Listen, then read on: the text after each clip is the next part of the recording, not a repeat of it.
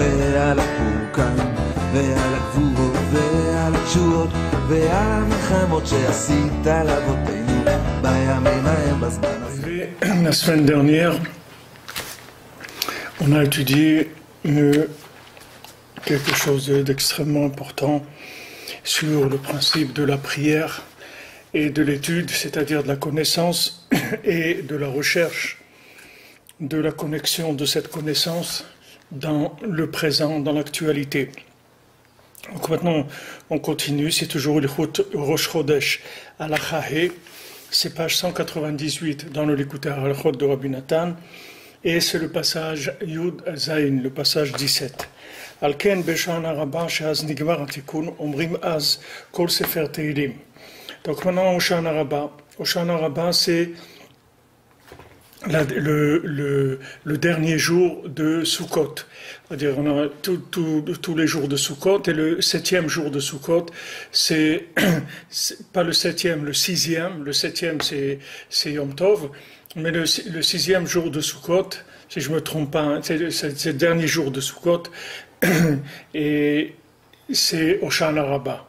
Hoshana Rabbah, c'est pour terminer le cycle depuis le Rosh Hashanah, depuis même Rosh Chodesh Elul, avec tout le mois de Tchouva, de Slichot, Rosh Hashanah, Yom Kippour, Sukkot, on finalise avec Hoshana Rabbah.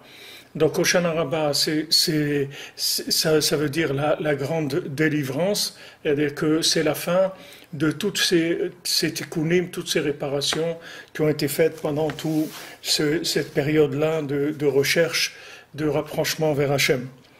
Donc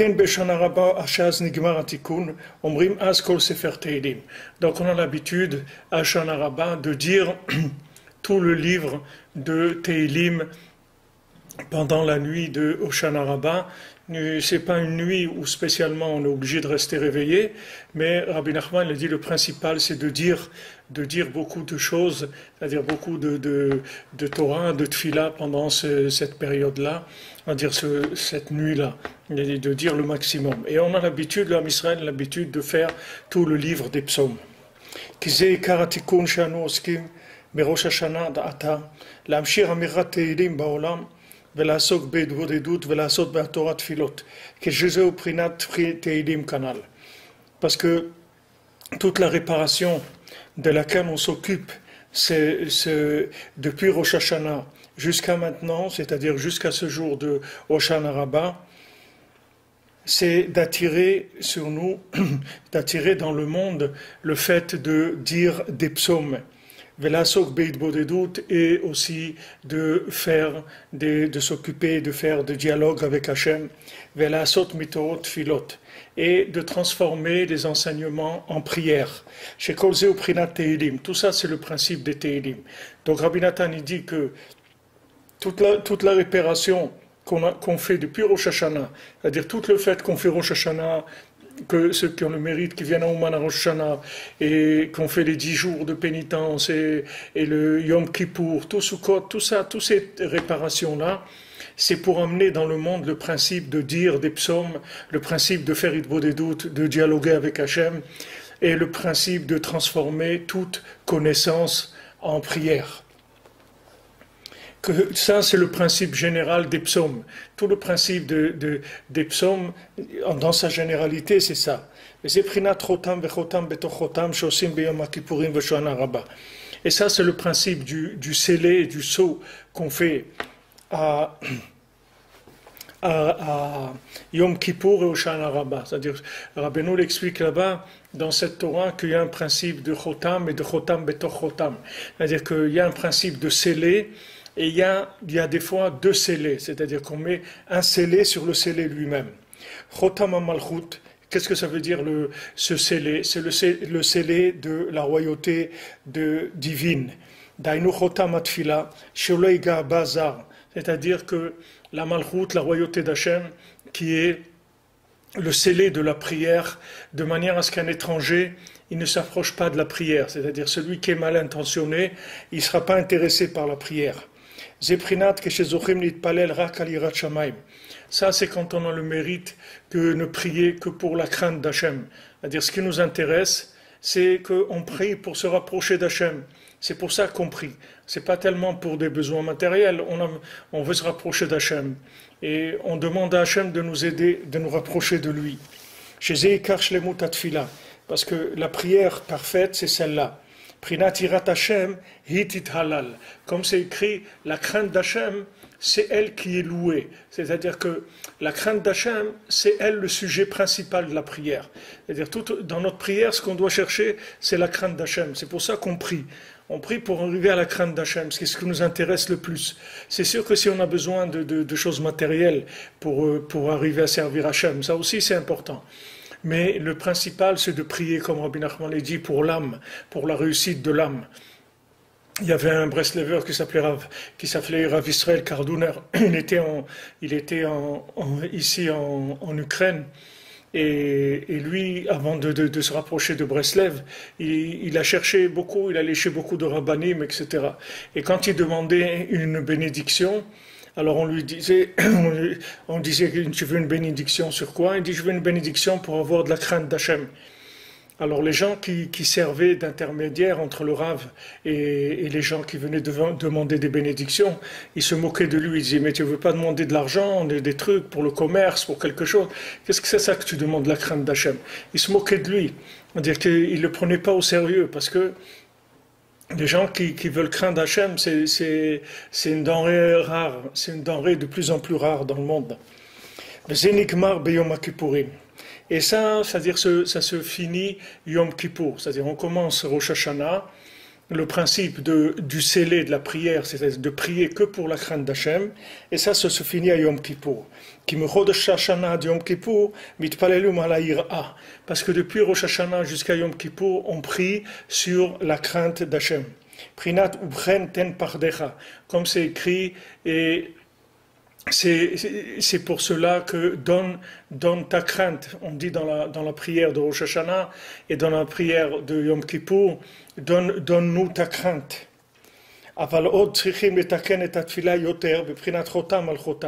Ça, c'est le premier scellé de la prière. C'est-à-dire de chercher la crainte d'Hachem, d'utiliser la prière pour pouvoir ressentir la crainte d'Hachem. Mais il y a encore un autre niveau de prière qu'on va commencer à réparer à partir de Sukkot, c'est-à-dire dans Sukkot jusqu'à Hoshana Rabbah.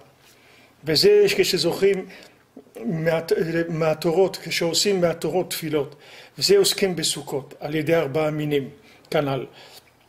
Alors maintenant, quand on va arriver à Sukkot, on va passer à une autre dimension de la prière.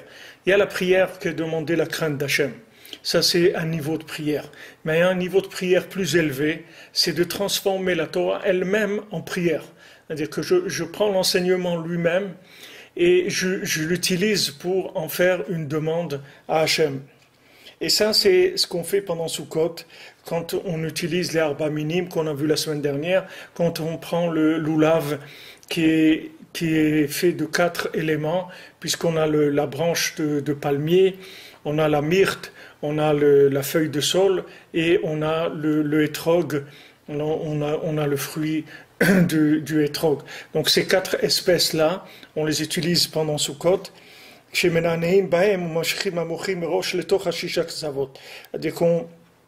qu'est-ce qu'on fait? On amène l'esprit, on va amener l'esprit dans les 6 points cardinaux, c'est-à-dire dans les 4 points cardinaux et en haut et en bas aussi. On va amener l'esprit pour pouvoir faire rentrer l'esprit de la Torah dans la prière. Et ça se termine le jour de Hoshana Rabbah, qui est le scellé dans l'autre.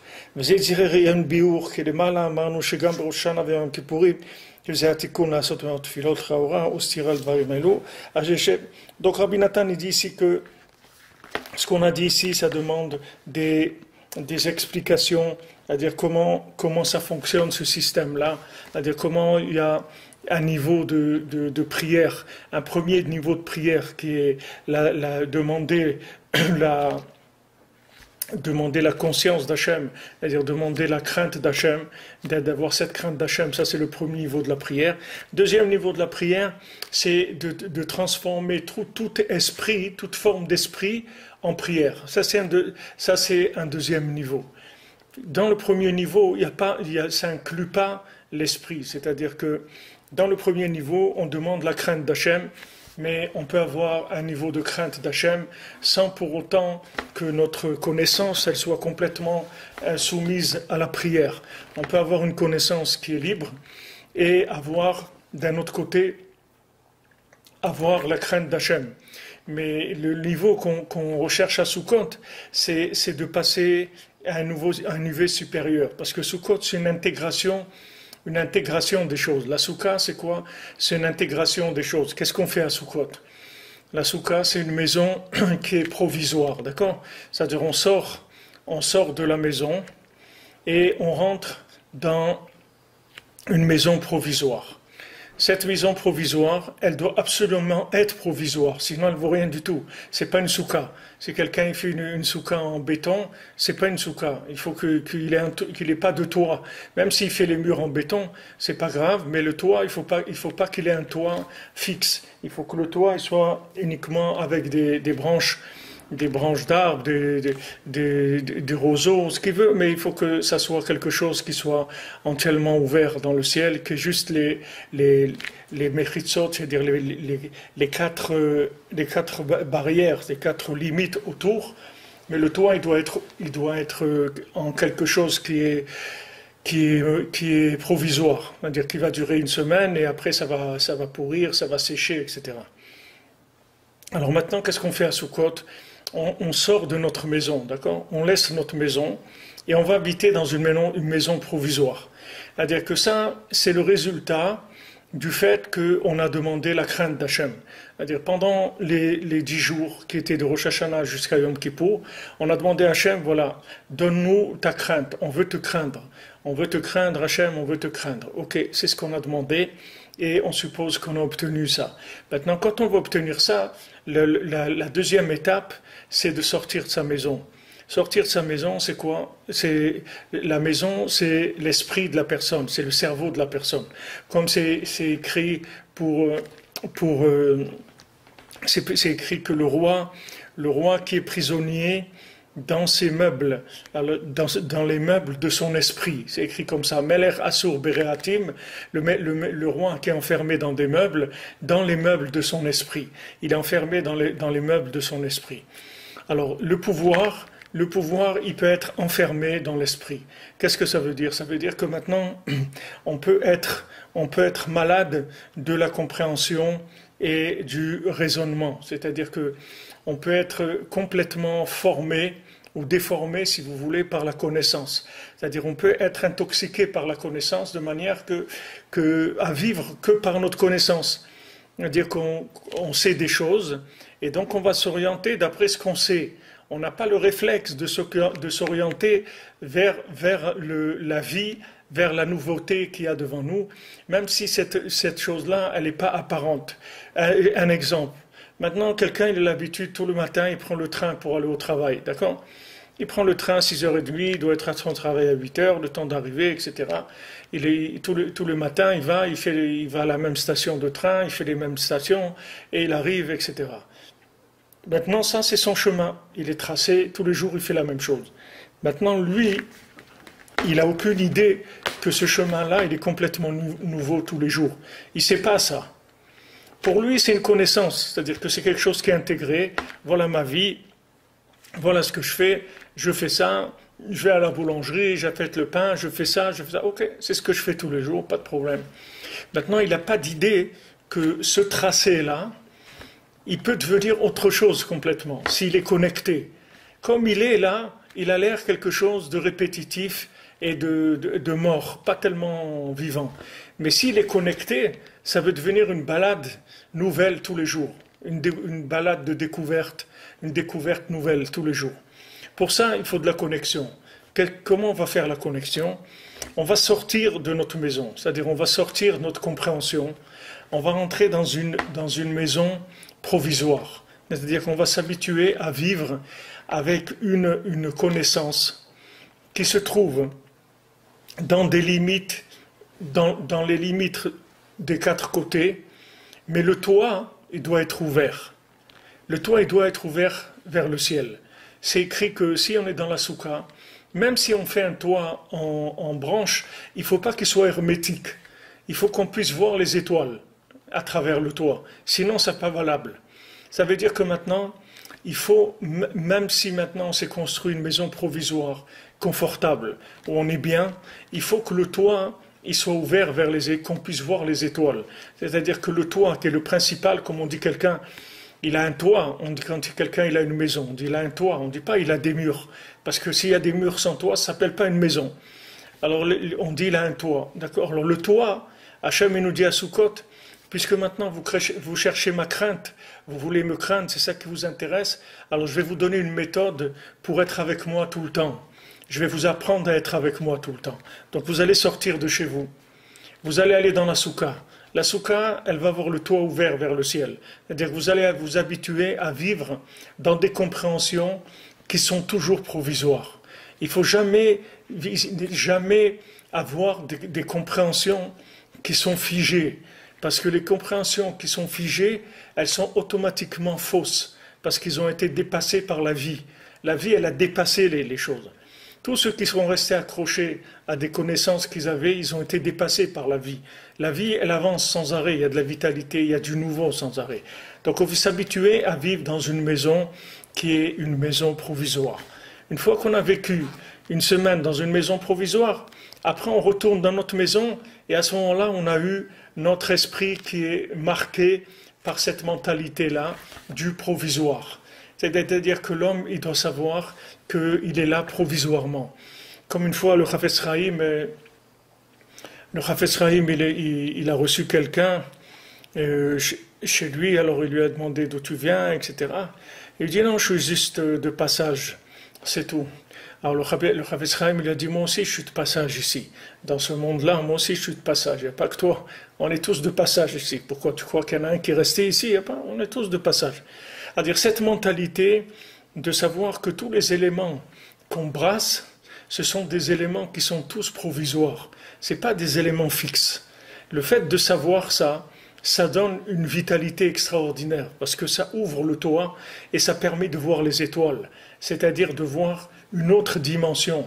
Tout en étant dans ma maison, j'ai mon toit ouvert, comme ils disent open mind, et il y a aussi l'esprit ouvert, open mind, on ouvre l'esprit vers le haut, pas vers le bas.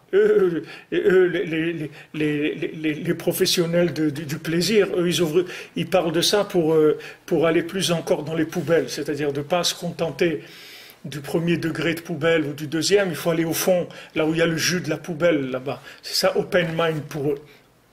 Mais nous, ça ne veut pas dire ça. Open mind, pour nous, ça veut dire qu'on a un esprit ouvert. L'esprit ouvert, ça veut dire qu'on n'est jamais sûr d'avoir compris vraiment quoi que ce soit. Pourquoi? Parce qu'il y a une chose qu'on est sûr, c'est que le monde, il s'est fait dépasser. Par le temps, il a dépassé le monde. C'est-à-dire, quand vous voyez des gens qui étaient dans une époque, et qui sont dans une autre époque maintenant. Quand vous voyez la médecine, comment elle a évolué, quand vous voyez toute la technologie, tout l'Internet, tout, vous voyez bien que le monde, il a changé. Il n'a pas changé en 24 heures, mais il a changé. Donc il y a un mouvement qui se fait. Ce mouvement-là, c'est la vie.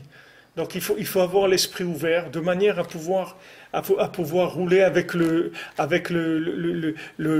ruisseau, avec la rivière. Il faut y aller, il faut pas s'accrocher, il faut pas rester raide, il faut être souple de manière à suivre l'évolution des éléments. Ça, c'est ce qu'on apprend à Sukkot pour nous amener vers une autre dimension de la crainte d'Hachem. On ne veut pas une crainte d'Hachem qui soit quelque chose de figé. On veut une crainte d'Hachem qui soit quelque chose d'ouvert, de renouvelé. La crainte d'Hachem, elle doit s'adapter à la vie de tous les jours. Elle doit avoir un rapport avec la réalité. Ce n'est pas une crainte d'Hachem qui est figée sur des éléments qui sont des éléments uniquement de halakha, c'est-à-dire que Hachem a dit il ne faut pas mélanger le lait et la viande, il faut faire la shrita, il faut faire de l'abattage rituel pour pouvoir manger de la viande, il faut tamiser la farine pour voir s'il n'y a pas des moustiques dedans, des trucs. Tout ça, ce sont des choses qui sont des choses de fonctionnement simple dans le monde. Mais maintenant, celui qui cherche la véritable crainte d'Hachem, alors il faut qu'il rentre dans Malchut, c'est-à-dire dans le mouvement du monde. Il faut qu'il rentre dans le principe de l'évolution. Et que dans ce principe-là de l'évolution, il cherche la crainte d'Hachem. Il cherche la crainte d'Hachem dans quelque chose qui est en mouvement, pas quelque chose qui est figé. Parce que sinon, comme je vous le dis tout le temps, si quelqu'un il cherche avec des éléments figés, il va arriver à un moment où il va perdre pied. Quand il va perdre pied, il va rentrer dans du virtuel. C'est-à-dire que sa vie, elle va être virtuelle, elle va plus être actualisée. Mais Rabbi Nachman, il veut pas ça. Rabbi Nachman dit c'est interdit d'être vieux. Même un tzaddik vieux, ça vaut rien du tout. Il faut être jeune. C'est-à-dire être jeune, ça veut dire que maintenant, j'ai mon toit ouvert. J'ai mon toit ouvert, c'est-à-dire que je sais que ce que je sais, je le sais pas. Comme les Chamim nous disent que le but de la connaissance, c'est d'arriver à ne pas savoir. C'est-à-dire que tout ce que je sais que je ne le sais pas. Même si je pense le savoir, c'est apparemment, j'ai compris des choses, mais j'ai la émouna, je sais que ces choses-là, Béhémet, je ne les ai pas comprises. Béhémet, je ne les ai pas comprises. C'est-à-dire, j'ai cru comprendre des choses, mais Béhémet, je ne les ai pas comprises. Comme Rabbi Nathan, une fois, il a demandé à Rabbeinu, il lui a dit Rav, est-ce que c'est bien d'être un Rav? Parce qu'il lui avait proposé à Rabbi Nathan de remplacer son beau-père. Son beau-père, c'était un très grand Rav, qui était Rav sur des dizaines de communautés, des dizaines de villes, de principautés. Il était Rav sur 60 villes, quelque chose comme ça. Alors maintenant, il voulait lui donner la suite de sa position. Donc Rabbi Nathan, il a eu cette proposition, avec tout ce que ça entraînait, bien sûr, il aurait eu beaucoup moins de problèmes de Parnassa. Rabbi Nathan, il a vécu dans la pauvreté toute sa vie, il a vécu comme un misérable, il n'avait rien du tout. Ce Rabbi Nathan, celui qui a laissé au monde la richesse, c'est une richesse comme il n'y a jamais eu dans le monde. Lui, il a vécu dans la misère, dans la pauvreté, dans la souffrance, dans la persécution, toute sa vie, c'est comme ça qu'il a vécu Rabbi Nathan. Alors Rabbi Nathan, il a demandé au Rebbe, il lui a dit Rebbe, on m'a proposé une place, voilà, remplacer mon beau-père, etc. Et est-ce que c'est bien que je sois rave? Alors Rabbeinu lui a dit c'est bien. Alors Rabbi Nathan il a dit mais Rav, est-ce que vraiment c'est bien d'être rave? Rabbeinu lui a dit Béhémet, vraiment c'est bien d'être rave. Alors Rabbi Nathan lui a dit mais Béhémet les amito, est-ce que c'est bien d'être rave? Est-ce que la vraie vérité, est-ce que c'est bien d'être rave? Alors Rabbeinu lui a dit, émettre la mytho, c'est pas bien du tout d'être rave. Il faut pas être rave. Voilà la réponse que Rabbeinu lui a donnée. Comment maintenant il est passé de émettre à émettre les mytho, qui est le contraire du émettre? Comment il est arrivé à une réponse qui était complètement le contraire? Parce que Rabbeinu voulait voir si maintenant il était open mind ou pas. Est-ce que maintenant il allait avec une maison avec un toit en béton, ou est-ce que sa maison elle avait un toit en carton? C'est ça ce qu'il voulait voir. Si maintenant il a un toit en carton, alors il lui a ouvert, il lui a dit mon ami, ne te perds pas, ne te perds pas, laisse tomber tout ça, c'est pas pour toi. Toi cherche la crainte d'Hachem. Laisse tomber tout ça. Laisse tous les officiels et tous les trucs et tous les salamalek, laisse-les pour les gens qui sont dans ce monde et qui vont rester dans ce monde. Toi, passe à un autre niveau. Si tu veux la véritable vérité, c'est-à-dire que si tu veux vraiment passer dans une crainte d'Hachem renouvelée, vivante, tu veux suivre Hachem au radar, comme on dit. Tu suis Hachem tout le temps. Si tu veux suivre Hachem, vivre avec lui, lâche ces choses-là. Lâche ses positions. Lâche ses positionnements. Parce que ces positionnements, ils vont complètement te scléroser. Ils vont t'obliger un jour à dire le contraire de ce que tu penses. Pourquoi? Parce que tu ne peux plus dire ce que tu penses. Pourquoi tu ne peux plus dire ce que tu penses? Parce que le toit, il est fermé. Ton toit, il est devenu en béton. Tu ne peux plus dire ce que tu penses. Combien de gens que je connais, des rabbanim, des amis, des gens que je connais, et qui me disent, je peux pas dire cette vérité, je peux pas la dire. Pourquoi? Parce qu'ils sont enfermés dans des systèmes. Ils peuvent pas parler, ils peuvent plus dire ce qu'ils ont envie de dire. Ils auraient eu envie de dire des choses pour le bien du monde. On ne parle pas maintenant d'avoir envie de dire des bêtises, de dire des choses qui vont aider à éclairer les gens, à amener des éclaircissements dans la vie, mais ils peuvent pas. Parce que comme ils sont raves et ils sont officiels, alors ils sont muselés, ils peuvent pas dire ce qu'ils ont envie de dire. Alors Rabbeinu, il a dit à Rabbi Nathan, il a dit c'est pas ça qu'il faut chercher dans ce monde. Ça, il y a la crainte qui est la crainte jusqu'à Yom Kippour. Depuis Rosh Hashanah jusqu'à Yom Kippour, la crainte d'Hachem. Si tu veux rentrer dans la soukha, alors mets le toit décapotable, ouvre le toit, ouvre le cerveau, ouvre l'esprit et renouvelle-toi. Renouvelle-toi, n'aie pas peur de jeter ce que tu sais, n'aie pas peur de remettre en question ce que tu sais, n'aie pas peur de ça. Au contraire, c'est avec ça que tu vas avancer. Et Rabbeinu, c'est un spécialiste de ça. Rabbi Nachman, c'est le spécialiste de ce concept-là, c'est-à-dire de jeter la connaissance pour aller vers une connaissance renouvelée, sans arrêt, sans arrêt, sans arrêt. Donc ça, c'est le principe de la soukha. Hachem, il donne soukot aux gens qui veulent aller plus loin. Ceux qui veulent s'arrêter là, ils peuvent s'arrêter après Yom Kippour, c'est réglé, les affaires sont réglées, on est à la crainte d'Hachem, il y a la tchouva, on craint Hachem, on va faire tout ce qu'on peut pour plus refaire des bêtises, etc. Mais il y a des gens qui disent non, moi ça me suffit pas, moi je veux chercher Hachem tout le temps. C'est pas que je veux un programme pour être acquitté d'après les règles, que je fasse partie officiellement des gens qui sont avec Hachem. Je veux pas me contenter de ça, je veux être avec Hachem mamash, c'est-à-dire vraiment tout le temps. Pour ça, il faut que j'ouvre mon esprit. C'est-à-dire qu'il faut que tout ce qui est compréhension, ça soit aéré complètement. Que ça soit toujours avec un point d'interrogation.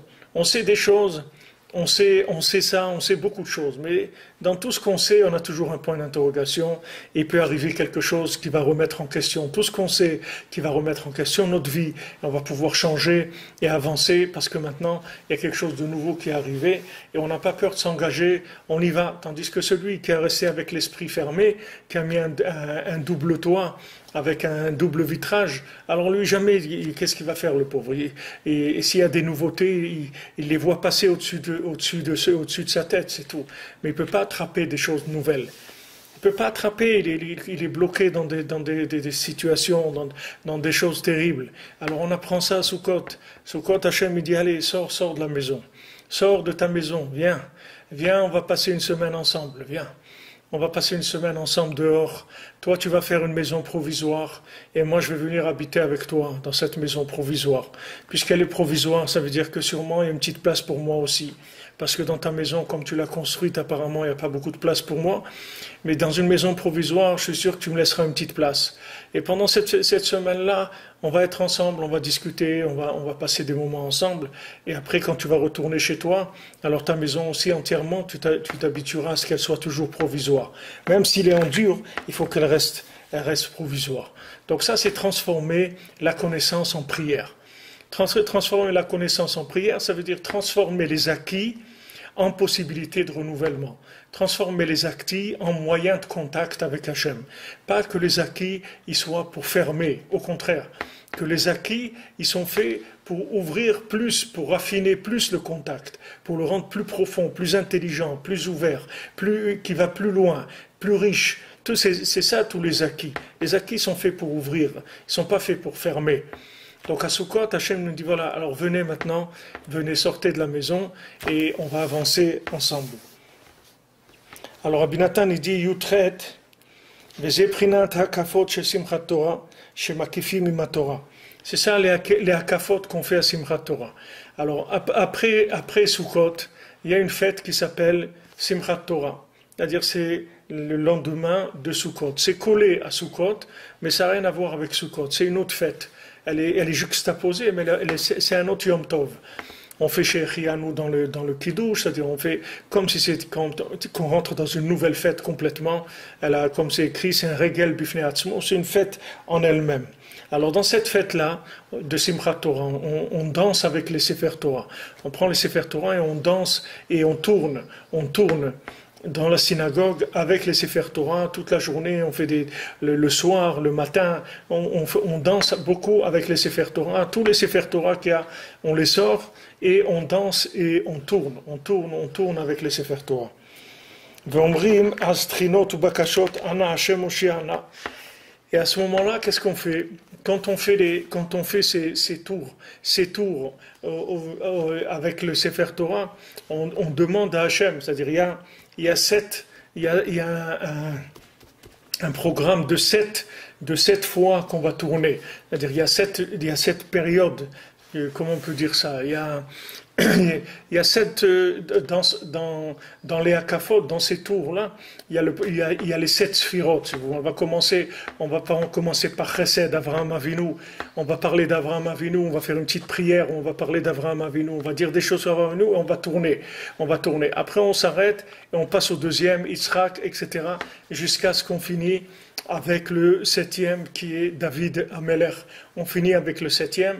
Et tous on fait la même chose, on tourne, mais à chaque fois on va dire des prières et des textes qui sont en rapport avec la sphira en question, que ce soit Chesed, Abraham, ou Yitzhak, Gvura, ou Yaakov, Tiferet, etc.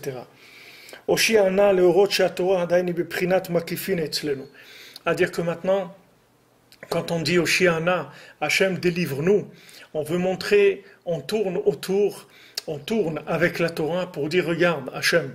On tourne avec la Torah pour te dire, regarde, la Torah, on ne la connaît pas encore du tout. La Torah, elle est juste, elle est autour de nous, elle est sous-jacente. Elle n'est pas encore rentrée dans notre esprit vraiment. Elle est autour de nous, elle n'est pas acquise encore. Alors on tourne avec le Sefer Torah pour dire, regarde, on sait que notre connaissance de la Torah, elle n'est pas intégrée. C'est juste quelque chose qui tourne autour de nous et on voudrait l'intégrer. On voudrait intégrer et passer à d'autres éléments après. Et tout ce qu'on est en train de faire à Simchat Torah, on supplie Hachem, on dit on t'en supplie Hachem, aide-nous à rentrer ces connaissances-là, qui étaient des connaissances sous-jacentes, des connaissances qui sont autour, qui ne sont pas encore assimilées, intégrées, aide-nous à les assimiler, à les intégrer, à les faire rentrer à l'intérieur. Ça s'appelle de transformer l'étude en prière. Que maintenant toute la Torah et les mitzvot qu'on n'a pas encore pu faire de façon parfaite, qui sont autour de nous, c'est-à-dire qui restent en dehors, c'est des choses qu'on connaît mais qui ne sont pas intégrées vraiment. Niskelazé, c'est-à-dire qu'on puisse avoir le mérite d'intégrer ça. Les kaimam hakol beshlemut, qu'on puisse tout appliquer de façon parfaite, qu'on puisse vivre les choses, chaque mitzvah, chaque chose, qu'on puisse la vivre de façon complète et parfaite. C'est tout ce qu'on demande à Hachem.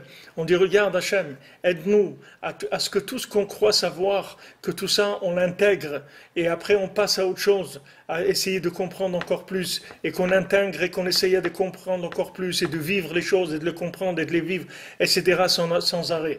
C'est pour ça qu'à ce moment-là, on appelle Simchat Torah, on est très joyeux, parce que c'est ce principe de la vie, c'est-à-dire l'intégration des éléments qui sont encore extérieurs à nous, même si on les a compris avec notre cervelle, on ne les a pas vécus encore. Alors maintenant on veut le rentrer à l'intérieur, on veut les vivre, et avec notre cerveau on veut passer à d'autres choses, à d'autres compréhensions. Ça c'est le principe de la dynamique de la vie. On intègre ce qui était sous-jacent, qui se tenait juste à côté de nous, on l'intègre, et une fois qu'on a intégré ça, il y a quelque chose de nouveau qui vient automatiquement. C'est comme des ondes, si vous voulez, c'est comme des ondes. Chacun, il a des ondes intégrées et des ondes qui sont autour de lui. Maintenant, dès qu'il intègre une onde qui est autour de lui, il y a une autre onde qui se rapproche de son esprit. Et c'est comme ça toute la vie. Si on n'intègre pas, alors il reste avec la même onde autour de lui, c'est tout. Il a une seule onde autour de lui et il vit avec ce rapport-là, qui est un rapport alternatif avec la chose. C'est pas un rapport constant. Maintenant, une fois qu'il a intégré, ça devient constant, ça devient lui, c'est sa vie, et il passe à un rapport alternatif avec un autre niveau. Il va passer à un autre niveau. Tout est comme ça dans la vie. C'est-à-dire, si vous prenez n'importe quoi, que ça votre travail, votre mariage, ou vos enfants, ou Eretz Israël, ou la Torah, ou la prière, tout ce que vous voulez dans le monde, ça fonctionne tout avec ce système-là. C'est-à-dire, il y a toujours une approche qui est le niveau auquel je me trouve maintenant. Dès que je vais m'engager par rapport à cette approche-là, je vais intégrer la chose. Une fois que maintenant j'ai intégré, je vais passer à un autre niveau tout de suite. Il y a autre chose qui va venir.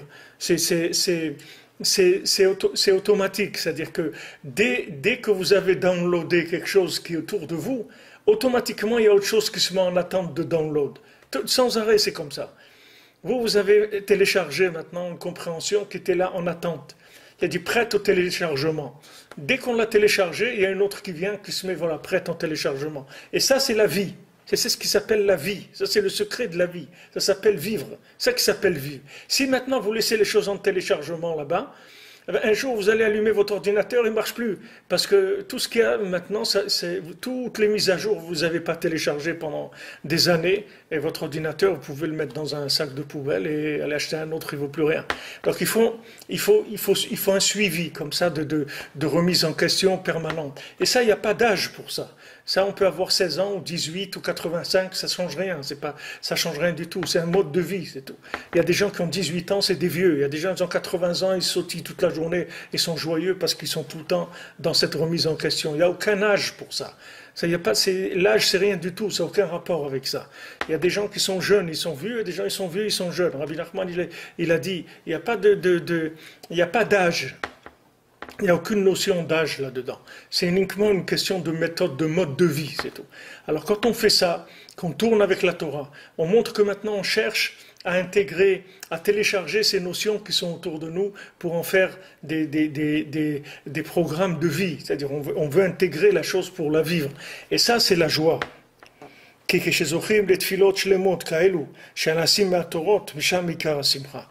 que quand quelqu'un il arrive à transformer ses prières, c'est-à-dire de faire des prières nouvelles qui viennent des enseignements de la vie, alors de ça vient le principal de la joie. Quelle est la joie? La joie, c'est d'arriver à intégrer ce qui se passe avec nous pour en faire un moyen de servir Hachem. C'est ça la joie. La joie, elle vient de là.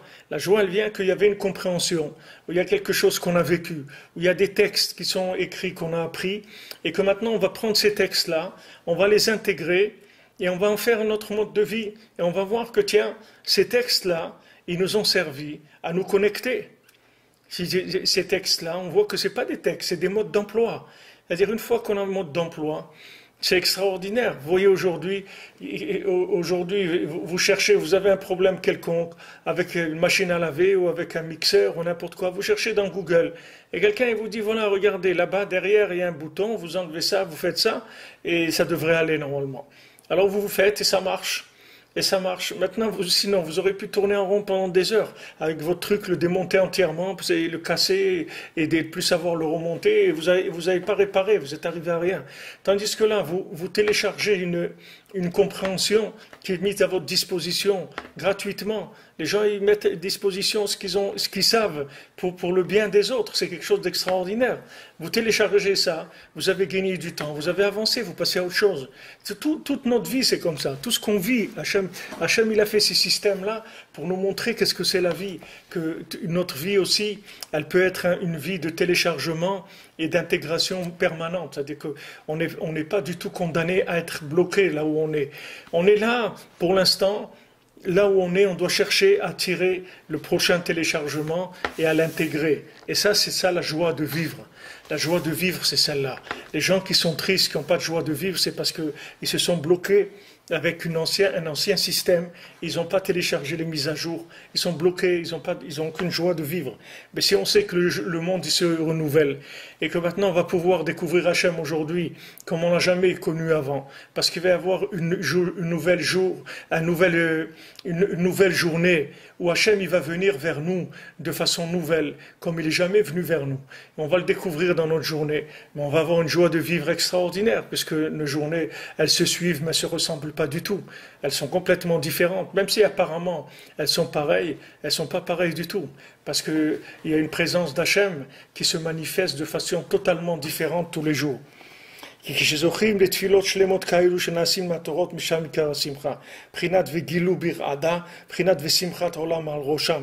Comme c'est écrit, soyez joyeux dans la crainte d'Hachem, que la joie du monde, elle est sur leur tête. Comme Rabbeinu rapporte ça dans Torah 22, dans l'enseignement 22 dans l'écouté Moran, la joie du monde, elle est sur leur tête. Rabbeinu dit ça aussi pour Rosh Hashanah Ouman, celui qui vient à Rosh Hashanah Ouman. Alors et on voit que la joie du monde, elle est sur sa tête. C'est-à-dire, c'est ça qu'on acquiert. C'est ça que le Rebbe fait cadeau à Rosh Hashanah. Il fait cadeau à tout le monde un toit décapotable. C'est ça qu'il fait cadeau. Le Rebbe il fait cadeau, il vous montre que votre toit, vous pouvez l'ouvrir et que vous pouvez voir les étoiles. Tout en étant chez vous, vous pouvez vivre dans le ciel. En étant chez vous, en restant chez vous, mais votre ciel, votre toit, il est ouvrable. C'est ça, Simchat Haolam al Rosham. La joie du monde, elle est sur leur tête. Au-dessus de leur tête, ils ont toute la joie du monde. Parce qu'ils ont toujours le toit ouvert pour intégrer des nouveautés, des nouveaux éléments. Ces nouveaux éléments, c'est pas qu'il a découvert maintenant, comme on dit, le fil à couper le beurre. Il va pas découvrir des choses qui sont des nouvelles technologies. Il va découvrir Hachem. Il va découvrir qu'Hachem il est là, qu'Hachem il est chez le boulanger, qu'Hachem il est à la banque, qu'Hachem il est dans son travail, qu'Hachem il est dans l'autobus, qu'Hachem il est là, qu'Hachem il est partout dans sa vie. Il y a une possibilité d'être en contact avec Hachem tout le temps. Et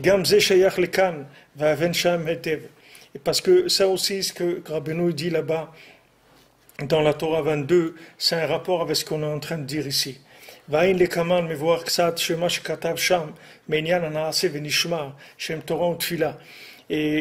ce que Rabbeinu l'a écrit au sujet du Naaseh ou Nishma, on va comprendre que Torah et Tfila, c'est-à-dire que Naaseh c'est ce qu'on arrive à faire et Nishma c'est ce qu'on va découvrir.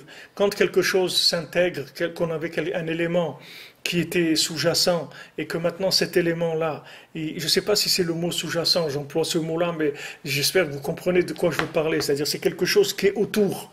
Et après, ça va rentrer, on va le faire rentrer, on va l'intégrer. C'était quelque chose qui était autour de notre compréhension, qui n'était pas encore, c'était perceptible, mais c'était pas intégré. Une fois qu'on l'a intégré, alors on va passer à une nouvelle perception des choses. שצריכים לזכות לעשות מהתפילה תורה, שזהו בעצמו בחינת לעשות מתורה תפילה, אף על פי שלפומרי עתה נראה הפכים, אבל באמת הכל אחד למבין כבר מבואר מזה במקום אחר. Alors Rabbeinu dit que באמת les deux, ils s'interchangent, c'est-à-dire que quand maintenant quelqu'un il avait une compréhension, et cette compréhension, il l'a transformée en prière, alors il va avoir une nouvelle Torah qui va venir de sa prière. Parce que maintenant, le fait qu'il a intégré cet enseignement, qui était quelque chose qui était uniquement intellectuel, maintenant il en a fait un mode de vie, tout de suite il va se présenter un nouveau élément intellectuel à télécharger. C'est-à-dire que maintenant sa prière, c'est-à-dire l'intégration de ce qu'il savait, ça l'a amené à une nouvelle Torah. C'est-à-dire que sa prière, elle lui a fait télécharger une nouvelle Torah. Donc cette Torah, dès qu'il va la retransformer en prière, c'est-à-dire pour l'intégrer, pour la vivre, elle va redevenir encore un moyen de télécharger un nouvel enseignement. Donc en transformant la Torah, c'est-à-dire l'enseignement, en prière, la prière, elle va donner vie à un nouvel enseignement qui n'existait pas avant, qu'on ne savait pas avant, qu'on ne connaissait pas du tout. Il était là autour de nous, mais il était latent, si vous voulez, autour de nous, mais il n'était pas intégré. Et une fois que maintenant on va comprendre ce qu'on ne comprenait pas avant, et qu'on va l'intégrer, qu'on va le vivre, après tout de suite il y a une nouvelle compréhension qui va venir. Donc c'est la prière, c'est-à-dire c'est l'intégration des éléments qui a amené le renouveau, si vous voulez. Alors que quand vous intégrez les éléments, vous avez l'impression que vous êtes à la fin, parce que vous êtes dans l'action. Vous avez l'impression que ça y est, vous avez terminé. Maintenant, vous avez compris, vous avez fait ce qu'il y avait à faire avec la compréhension. Vous croyez que vous avez terminé? Pas du tout. Cette action que vous faites, Naaseh, il va donner un nishma. C'est-à-dire, il va amener quelque chose de nouveau complètement. C'est ça la vie. C'est ça ce qui est intéressant. C'est-à-dire qu'il n'y a pas... On finit jamais. C'est-à-dire, on finit jamais. On fait que commencer, c'est tout. Mais on finit pas. On ne peut pas finir. Chaque jour, c'est nouveau, c'est tout. On n'a pas fini.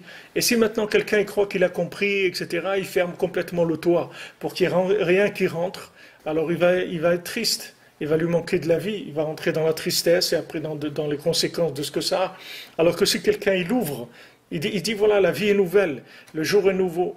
tout ce qu'il y a, Baruch Hashem, Akadosh Baruch Hu nous a amené tellement de choses merveilleuses dans ce monde-là, ça bouge, ça se transforme, la nature elle se transforme, il y a le printemps, l'été, l'hiver, ça bouge, il y a des fruits de saison, il y a des choses, il y a du mouvement dans le monde, il y a un mouvement, ce mouvement-là, il est là pour traduire une présence divine qui est cachée derrière tous ces mouvements matériels, tous ces changements d'apparence, ce changement de décor.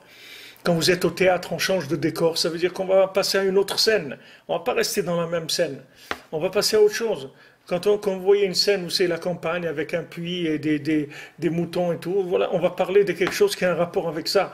Mais maintenant que vous voyez qu'on change, c'est des immeubles avec un supermarché, c'est-à-dire on va parler d'autre chose. Notre vie, c'est la même chose. C'est-à-dire ce mouvement matériel, il est juste pour nous renseigner que cette mise en scène, elle vient nous montrer que la pièce, elle change, que le texte, il va changer, que le dialogue, il va être autre maintenant, ça va changer complètement. Alors c'est ça qui s'appelle la vie, c'est-à-dire ce changement de décor tout le temps, il est là pour nous montrer qu'il y a de quoi communiquer, il y a de quoi découvrir quelque chose de nouveau complètement. Alors Yuted Rabbi Nathan dit, Veze prinad reshit chochma yirat Hashem. Alors c'est écrit que Reshit Chochma Yirat Hashem. Le début de la sagesse, c'est de craindre Hashem.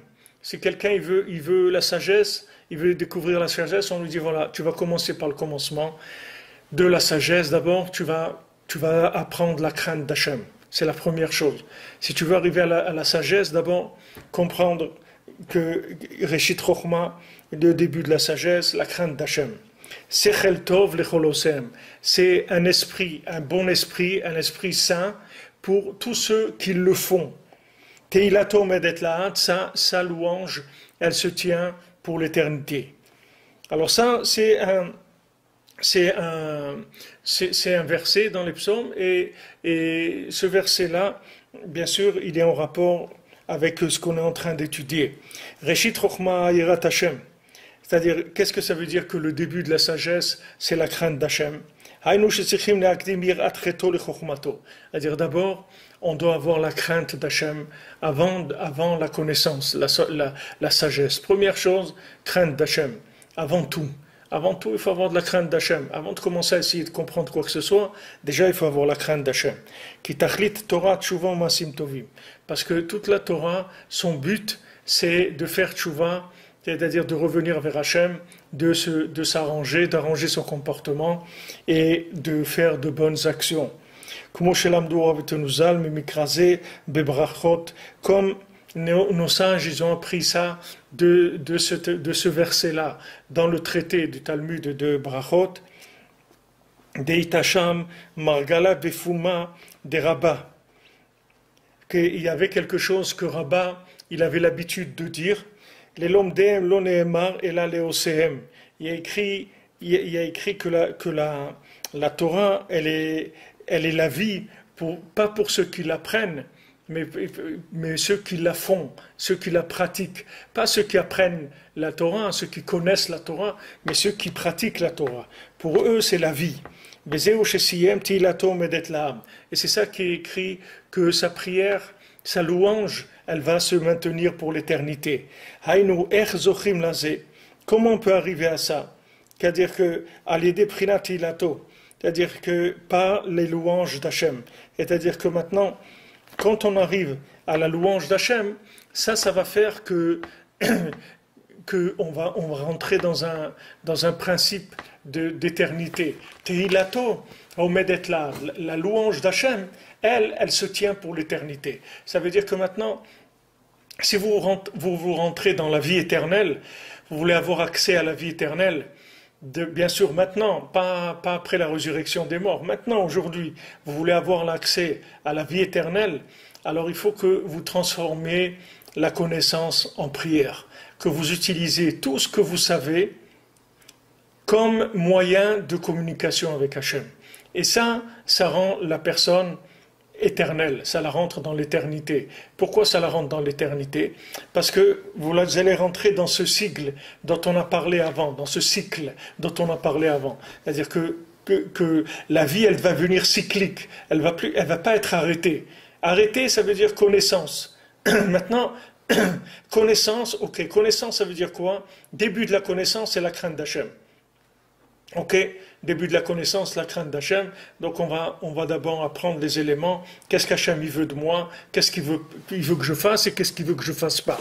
Ok, je vais essayer de me tenir à carreau, comme on dit, essayer de faire ce qu'il m'a demandé de faire. Alors maintenant, quel est maintenant le joint? Le joint avec la vie éternelle, c'est qu'il dit Sechel Tov lechol oseem. C'est-à-dire que maintenant, qu'est-ce qui est un bon esprit? C'est quand l'esprit il est traduit en action. C'est-à-dire quand la connaissance elle devient une action, à ce moment-là, Teilatom et Detlahad, à ce moment-là, la louange elle se tient pour l'éternité. C'est-à-dire que maintenant, du moment où j'ai appris à traduire ma connaissance en prière, ce qui veut dire en pratique, alors je suis rentré dans le cycle de la vie éternelle. C'est ce qui s'appelle la vie éternelle. Et Béhémet, si au moment de Matan Torah, si quand il y a eu le don de la Torah, le Ham Israël, ils avaient transformé la Torah en prière, c'est fini. L'histoire du monde, elle était terminée à ce moment-là. C'était fini. Tous les gens, ils devenaient éternels. La mort, elle disparaît. Elle aurait disparu à ce moment-là. Et ils se seraient retrouvés exactement dans la même situation que la résurrection des morts. Ils se seraient trouvés tout de suite à la fin de l'histoire, c'est-à-dire ils auraient été projetés bien après la venue du Mashiach, parce que Mashiach lui-même il va mourir, comme Rabbeinu dit, et le fils du Mashiach il va mourir aussi. Et seulement après, il y aura la résurrection des morts. Ça viendra après. Mais l'époque messianique, c'est pas une époque d'éternité. L'époque messianique, si vous voulez, c'est Reshit Chochma Yirat Hashem. C'est-à-dire que tout le monde va avoir la crainte d'Hachem. Ça va devenir évident. Ça va devenir évident. C'est comme si vous dites, les Avdil aujourd'hui, que tout le monde il a une machine à laver chez lui. C'est la même chose. C'est-à-dire que la connaissance d'Hachem, la reconnaissance d'Hachem, elle va être évidente pour tout le monde. Donc les gens, ils vont vivre avec la reconnaissance d'Hachem. Mais maintenant, ce niveau-là de connexion qui permet un renouvellement permanent dans la conscience d'Hachem, ça c'est encore une autre étape complètement. C'est pas l'étape messianique. L'étape messianique, c'est la prise de conscience de la vérité. Une prise de conscience stable. C'est-à-dire que pas une conscience qui va et qui vient.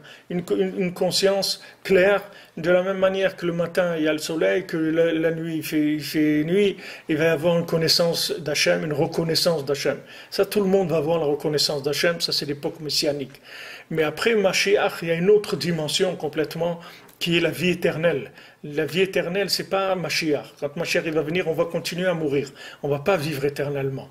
Parce que le fait d'avoir la crainte d'Hachem, ça suffit pas pour s'inclure dans la vie éternelle.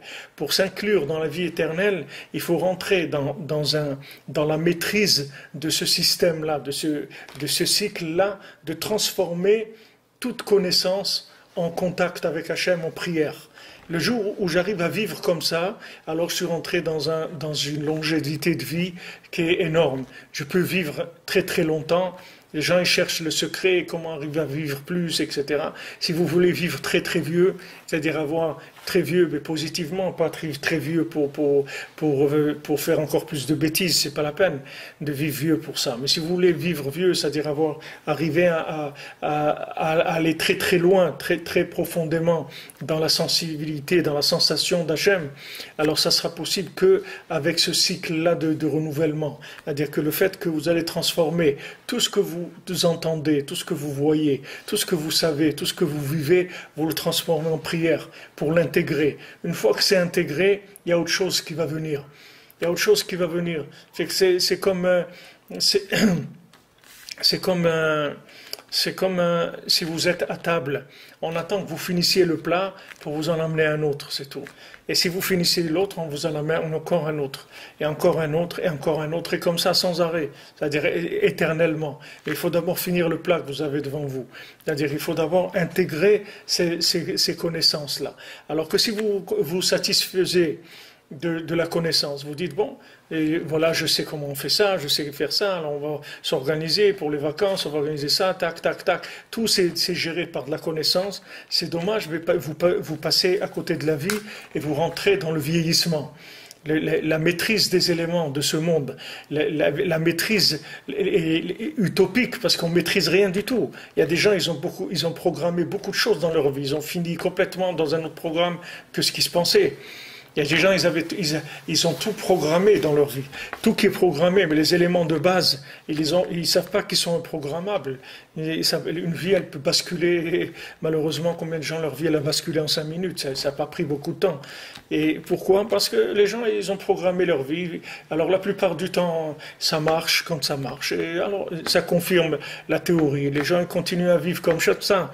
Mais ça, c'est pas la vie. C'est pas ça qui s'appelle la vie. La vie, ça s'appelle, si vous voulez, c'est un cycle de renouvellement permanent. C'est ça qui s'appelle la vie.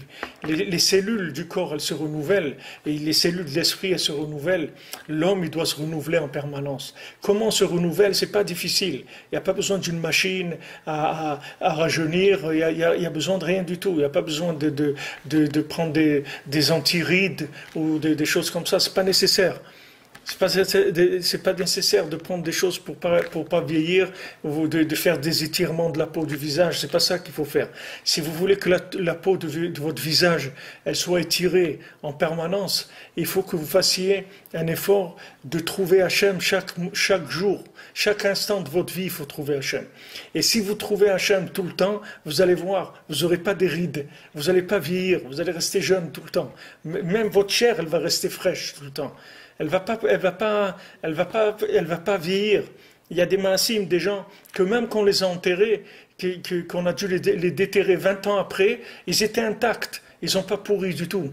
Leur corps, il était intact. Je vous parle de choses de maintenant, pas des histoires comme ça. Il y en a eu énormément dans le monde. Mais je vous parle de gens que maintenant, il y a quelques années, ici, là, maintenant, en 2012 ou 2011, ils ont vu ça et ils ont emmené quelqu'un qui était enterré en France, ils l'ont emmené en Israël et quand ils l'ont ouvert, il était intact. Sa chair, elle était fraîche comme s'il venait de mourir il y a une demi-heure. Et il était passé plus de 20 ans. Comment c'est possible ça?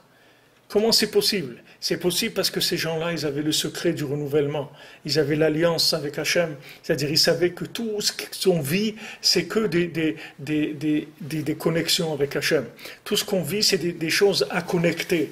Alors, il faut connecter. Et si vous connectez, vous allez voir que vous allez rester jeune. Vous n'allez pas vieillir du tout. Il n'y aura aucun vieillissement. Alors c'est ce qu'il explique ici Rabbi Nathan. Bien sûr, ce sont des choses très très profondes, on les simplifie au maximum parce que ce qu'on a besoin, nous, c'est de se renforcer pour nous en sortir, pour avoir cette vitalité, cette joie. Donc maintenant, on veut que la connaissance, ça devienne une source de vie et pas, chas v'shalom, une source de mort comme il a fait Adam Arishon quand il a voulu apprendre des choses. Alors maintenant, quand on dit Teilato Medet Lahad, que sa louange, elle se tient pour l'éternité, c'est-à-dire qu'elle va le rendre éternel, si vous voulez, la louange. Ça, c'est le principe du Teilim, Teilato. Le Teilim, c'est ce principe-là. Il y a cinq livres dans le Teilim. Et les 5 livres du Teilim, les 5 livres des psaumes, ils sont en rapport avec les 5 livres de la Torah. Donc dans la Torah, vous avez Bereshit, Shemot, Vaikra, Bamidbar et Dvarim, vous avez 5 livres de Torah. Dans le Teilim, vous avez 5 livres de Teilim. Ces 5 livres de Teilim, ils sont branchés chacun sur un livre de la Torah. C'est-à-dire que s'ils avaient eu le Teilim, aussi au moment où il y avait eu Matan Torah, on aurait distribué un Teilim à chacun, jamais les gens ils auraient fait le veau d'or. Jamais ils auraient fait le veau d'or. Comme Rabbeinu dit que le Teilim, ça donne envie à quelqu'un de se rapprocher d'Hachem, même s'il n'a pas envie. Quelqu'un il dit, mais j'ai pas envie. Ok, fais des psaumes, tu vas voir que tu vas avoir envie. Alors Rabbeinu dit, si quelqu'un il n'a pas envie de faire tchouva, de se rapprocher d'Hachem, les psaumes, ça va l'aider à avoir envie, il aura envie. Et si quelqu'un il a envie et il ne trouve pas la porte, comment? Le Teilim, il va lui faire trouver le comment. Et si maintenant la personne, elle trouve le comment, c'est-à-dire elle trouve la porte, mais la porte est fermée, c'est-à-dire il a trouvé comment faire, mais il n'arrive pas à faire la chose. Il n'arrive pas à faire, alors le Teilim va lui ouvrir la porte aussi. Rabbeinu dit, les Teilim, les psaumes, ça ouvre tout. Parce que c'est Teilato Medet Lahad, c'est-à-dire sa louange, elle va se tenir pour l'éternité. C'est-à-dire c'est l'ouverture de la vie éternelle, c'est ça le Teilim.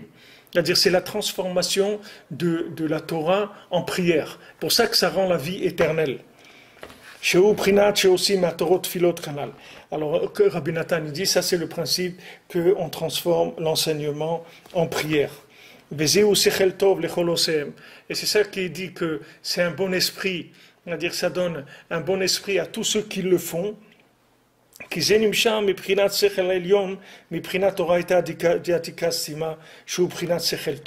Alors Rabbi Nathan il dit qu'est-ce que c'est ce sechel tov, ce bon esprit? C'est la Torah cachée, qui est la Torah des mondes supérieurs, qui n'a pas été révélée dans ce monde, qui a commencé à se révéler par Rabbi Shimon Bar Yochai et le Harizal et le Baal Shem Tov, et que Rabbeinu il est venu après, et il a révélé une Torah tellement extraordinaire que Rabbeinu il a révolutionné tout le système de ce monde-là en amenant des enseignements qui sont plus élevés que tous les vêtements qu'il y a sur terre. C'est-à-dire tous les vêtements qu'il y a dans le monde, qui sont dans le minéral, le végétal, l'animal, l'humain. Et Rabbi Nachman, il a amené des enseignements qui sont au-dessus de tous ces vêtements-là. Rabbi Nachman, il dit, j'ai des compréhensions que je ne peux pas vous dire parce qu'il n'y a pas de vêtements pour vous les dire. C'est-à-dire, il n'y a rien dans la Torah qui a été transmise qui peut habiller l'enseignement que je veux vous dire. Donc je ne peux pas vous le dire parce que j'ai pas. Qu'est-ce que je vais vous dire? Pour vous dire, il faut que j'utilise un langage. Ce langage-là, il doit être de ce monde. Alors, j'ai des enseignements qui ne sont pas transformables en ce langage-là de ce monde. Donc, Rabbi Nachman, il a vraiment été au-delà de tous les systèmes, de tous les vêtements qu'il peut y avoir dans ce monde. Donc, vous pouvez être tranquille qu'il n'y a aucune limite à l'esprit Sechel Tov, cet esprit, ce bon esprit que Rabbi Nachman il amène dans le monde, ce bon esprit qui nous donne, qui est Torah de Atika Stima, la Torah qui est cachée, la Torah très élevée, qui bevadayu Sechel Tov venifla. C'est parce que c'est sûr que c'est un esprit extraordinaire, bon et fantastique. Les akot et haolam, les avi à Torah l'idée maasé, de donner un mérite au monde, d'arriver à transformer la Torah en action. Par le fait qu'on va donner un principe de louange éternelle, que c'est le principe des psaumes, c'est-à-dire qu'on transforme la Torah en prière. C'est-à-dire que ça, c'est sûr que c'est quelque chose d'extraordinaire, c'est une révélation extraordinaire de savoir que tout ce qu'il y a dans le monde, c'est transformable en prière. Tout ce qu'on vit, tout ce qu'on apprend, tout ce qu'on voit, tout ce qu'on entend, tout ce qu'on sent, tout c'est transformable en prière, tout c'est transformable en connexion avec Hachem. Et c'est ça que sa louange, elle va se tenir pour l'éternité. Ça, c'est le principe des psaumes.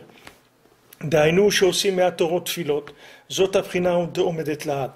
que maintenant, quand on est arrivé à transformer l'esprit en prière, la connaissance en prière, ça restera pour l'éternité. Ça, c'est la clé de l'éternité.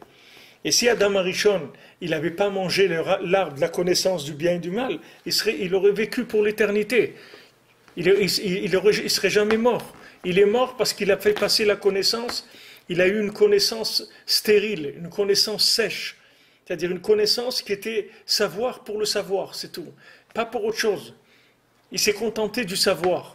Et ça, c'est la mort. Ça, c'est le principe de la mort. Se contenter du savoir, ça veut dire aller vers la putréfaction, vers la destruction. C'est ça le principe du savoir. Alors que si maintenant vous avez compris que le savoir, c'est juste un mode d'emploi pour aller vers le vécu, vers la prière, alors ça y est, c'est plus du savoir, c'est des modes d'emploi. Et si vous apprenez par cœur le mode d'emploi d'une machine à laver, ok, vous n'allez pas vous appeler un savant pour ça. Vous appelez un réparateur de machine à laver, c'est tout. Ou quelqu'un qui sait utiliser ou réparer une machine à laver. Mais vous n'allez pas vous appeler un savant. Un savant, c'est quelqu'un qui sait des choses qui ne servent à rien. C'est ça qui c'est un savant. Quand on dit, waouh, c'est un savant, un grand savant, ça veut dire qu'il sait beaucoup de choses, comme disait Raveliovitch, il disait les savants de Marseille. Il y a les savants de Marseille. Il disait ça pour rigoler, les savants de Marseille. Ça veut dire que maintenant, c'est quoi un savant? C'est quelqu'un qui sait des choses qui servent à rien. C'est ça un savant. Ça, c'est pas des choses qui servent à la vie, à rendre éternelle. Au contraire, Au contraire, c'est même l'opposé, parce que en général, quand ils découvrent des choses et que ces choses-là, ils arrivent à les mettre en pratique, c'est pas des choses qui amènent à la vie éternelle. Au contraire, ça raccourcit la vie plutôt qu'autre chose. Mais si Adam Arishon, il avait attendu un petit peu, il était rentré dans le principe du Shabbat, de la connexion avec Hachem, et après il était rentré dans la connaissance, il n'aurait pas eu la mort du tout, elle n'aurait pas atteint du tout. Donc maintenant, nous, si on veut, on a là la clé de la vie éternelle. En tout cas, on a la clé de la longévité de vie. Si quelqu'un il veut vivre longtemps, c'est comme ça qu'il va vivre, parce que ça, il va avoir une joie d'abord extraordinaire, il va être tout le temps joyeux, parce qu'il a des cellules qui sont renouvelées en permanence. Il n'y a pas de tristesse, la tristesse c'est l'ennui, c'est le côté répétitif, le côté de la vie qui a plus il y a plus de renouveau. Mais si maintenant ça change tout le temps, la personne elle va être joyeuse, et elle va rajeunir complètement, sans arrêt elle va rajeunir. Non seulement elle va rester jeune, mais elle va même rajeunir, c'est-à-dire elle va intégrer des choses qui vont la faire grandir au-delà, c'est-à-dire il va arriver à attirer une vie plus grande que le temps qu'il vit. C'est-à-dire il pourra attirer une vitalité au-dessus du temps qu'il est en train de vivre. C'est-à-dire qu'il va avoir une vie très très intense. Et pour ça, il faut suivre les méthodes. C'est-à-dire Rabbi Nachman nous dit, voilà, transforme la connaissance en prière. Ça, c'est le secret de la vie éternelle.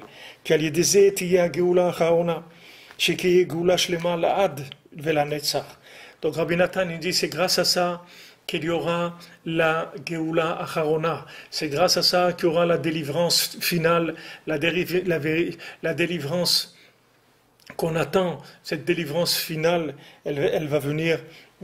Et la Netzach, aussi la Netzach, qui va être éternelle pour toujours, qui sera éternelle, elle viendra par ce principe-là de transformer la prière de transformer l'étude en prière, la connaissance en prière.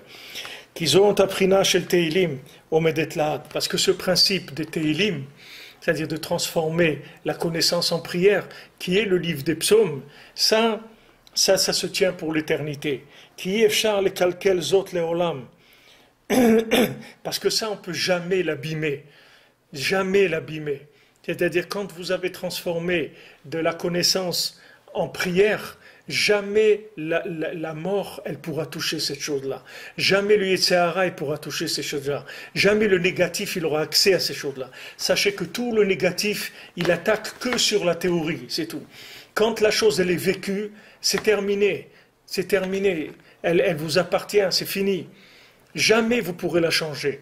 Combien de gens, il y avait chez Rabbeinu, il y avait un Breslever qui s'appelait Moshe Chinkes. Il s'appelait Moshe Chinkes, c'était quelqu'un qui était très proche de Rabbi Nachman. Il a beaucoup aidé Rabbi Nachman.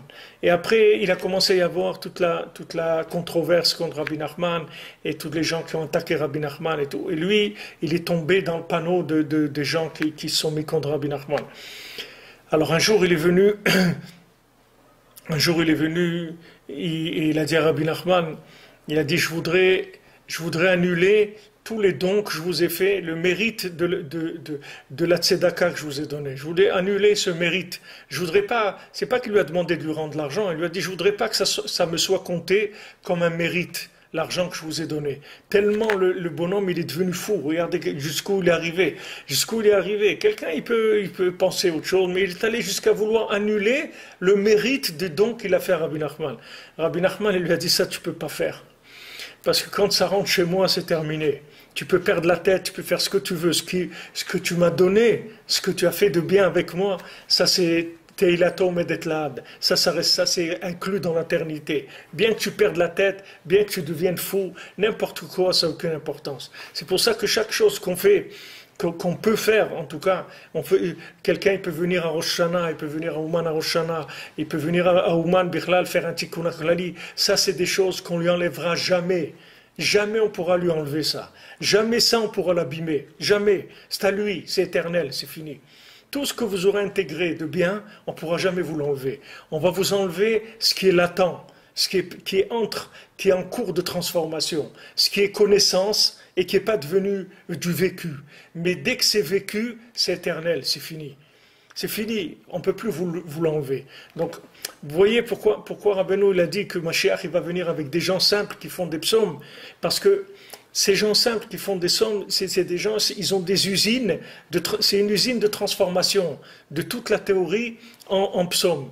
La personne dit, je sais pas, moi, je connais pas, je comprends rien, je sais pas quoi, qu'est-ce que c'est l'Iran, je sais pas ce que c'est le Brexit, ou je sais pas ce que c'est ça, moi, je comprends rien. Moi, je sais une seule chose, c'est Ashret, Mimederech, Alchim, Betorat, Hashem. C'est tout. Moi, je connais les Teilim, les psaumes, c'est tout. Et je les finis, je le recommence, c'est tout. Moi, je comprends rien. Moi, je sais rien. Voilà. Tout ce qui se passe, je le mets là-dedans, c'est tout. Je le mets là-dedans. Avec ça, il s'inclut dans l'éternité. Parce que tout ce qu'il y a comme connaissance qui circule dans le monde, qu'est-ce qu'il va commencer à étudier? Les systèmes politiques, les trucs, il ne sait pas. Alors qu'est-ce qu'il fait? Il dit tout ça, je ne sais rien, moi je fais les psaumes, c'est tout. Rabbeinu, il a dit, c'est eux qui vont emmener le Mashiach. Parce que les gens, ils vont commencer à réfléchir, ils vont se perdre. Ils vont se perdre, Rabbi Nachman a dit, les gens ils vont se perdre. Le monde entier va se perdre dans l'hérésie avec la compréhension. Ils vont réfléchir, ils vont se perdre complètement.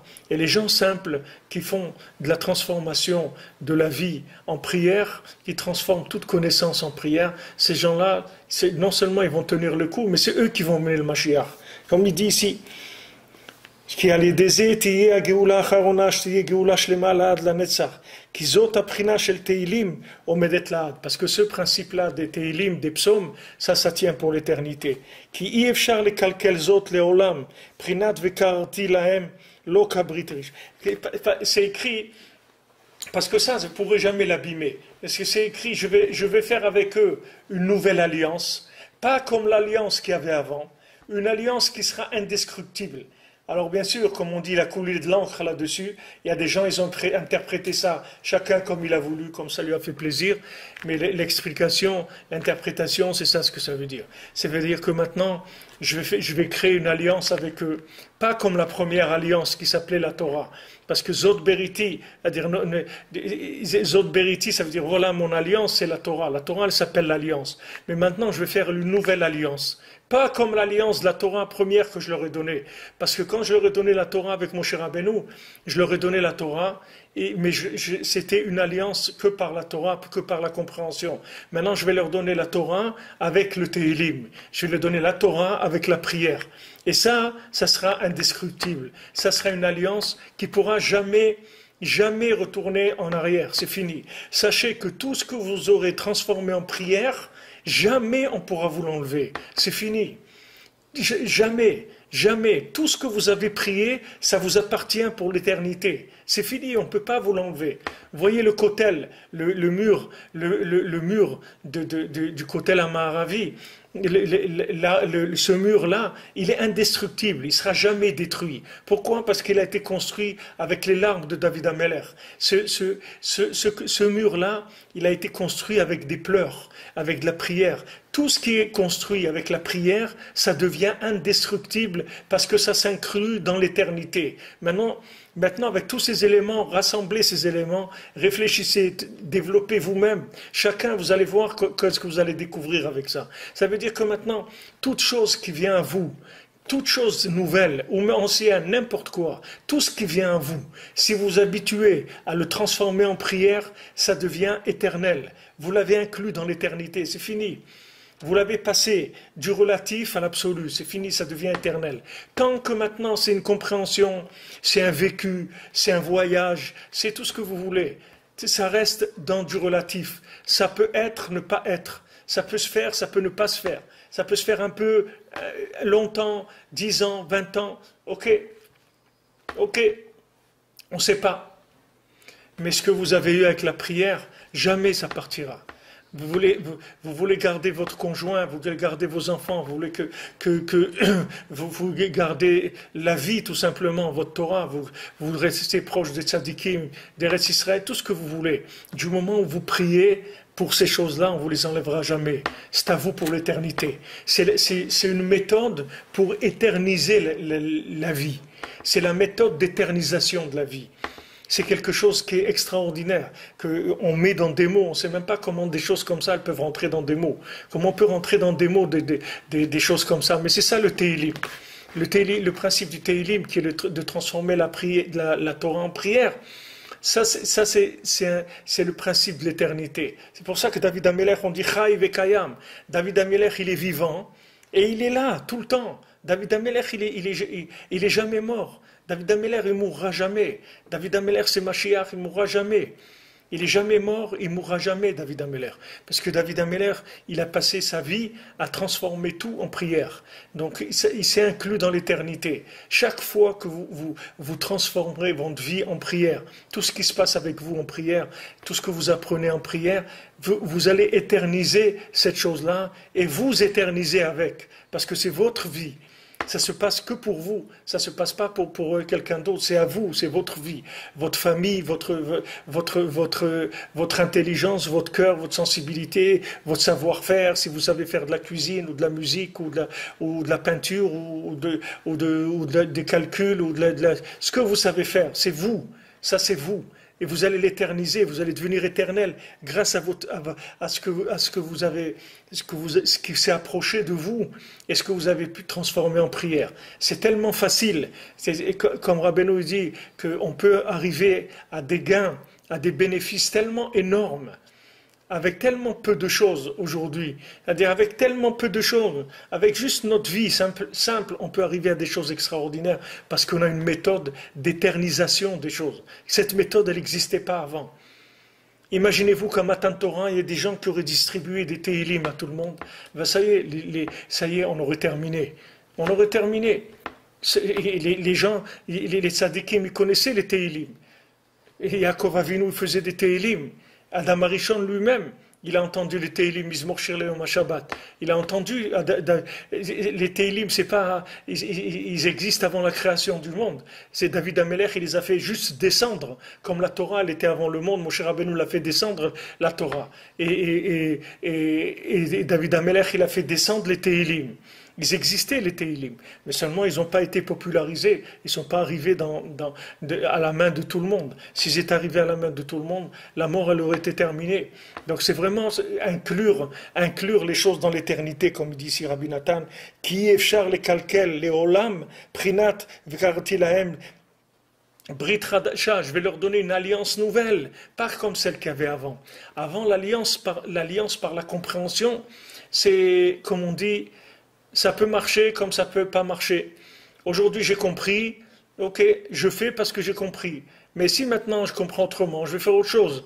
Donc la compréhension, c'est quelque chose de très fragile. Il peut y avoir, et puis c'est quelque chose qui ne résiste pas tellement à la difficulté. Il y a des gens, ils ont compris beaucoup de choses dans leur vie, tant que ça allait bien. Et quand ils sont passés, il y a des gens très honnêtes et qui savent qui ont été très honnêtes dans leur vie et qui savent que c'est interdit de voler, ils ne veulent pas voler ni rien, mais quand ils se trouvent dans des situations difficiles, ils sont arrivés à voler. Et pourtant, qu'est-ce qui les a amenés à ça? Parce que le vécu, il a été plus fort que la connaissance. Tandis que si au moment où vous avez votre connaissance, vous la transformez tout de suite en vécu, par la prière, ça y est, elle est devenue éternelle. Ça y est, elle ne sera jamais abîmée, c'est fini. Jamais on vous l'enlèvera, jamais. Ce qui est de la prière, on ne peut jamais vous l'enlever. Je vous l'ai dit déjà, Hana, c'est la même chose. Quand elle a pleuré pour avoir Shmuel Hanavi, elle a eu Shmuel Hanavi, et Shmuel Hanavi, il a fauté devant Elia Cohen, et Elia Cohen, il voulait le tuer, et elle lui a dit non, je t'en prie, laisse-le vivre. Et Élie, il a dit, je te donnerai un autre fils, ne te fais pas de soucis. Il a dit, non, celui-là, j'ai pleuré pour lui. Celui-là, il n'est pas question qu'il meure. Celui-là, j'ai trop pleuré pour l'avoir. C'est cet enfant, je l'ai eu avec des pleurs. Il va pas mourir. Et comme ça, il a vécu Shmuel Hanavi, c'est lui qui a couronné, qui a oint David Amelech, et c'est lui qui a appris la Torah à David Amelech, etc. Tous les secrets qui sont cachés derrière toutes ces choses-là. Alors nous, on se trouve dans une situation où on peut faire des choses extraordinaires. Seulement, le Yetzer Hara, il essaie de nous faire tomber dans des petitesses, nous croire qu'on n'est pas capable, qu'on est nul, qu'on ne vaut rien, etc. Il ne faut pas écouter, il ne faut pas penser. Ne pensez à rien, faites appliquer les méthodes, c'est tout. Toute votre vie, transformez-la en prière, c'est tout. Vous occupez de rien, ne vous occupez de rien. Tout ce qui se passe avec vous, faites-en un dialogue avec Hachem. Et ça rentre dans l'éternité, ça y est.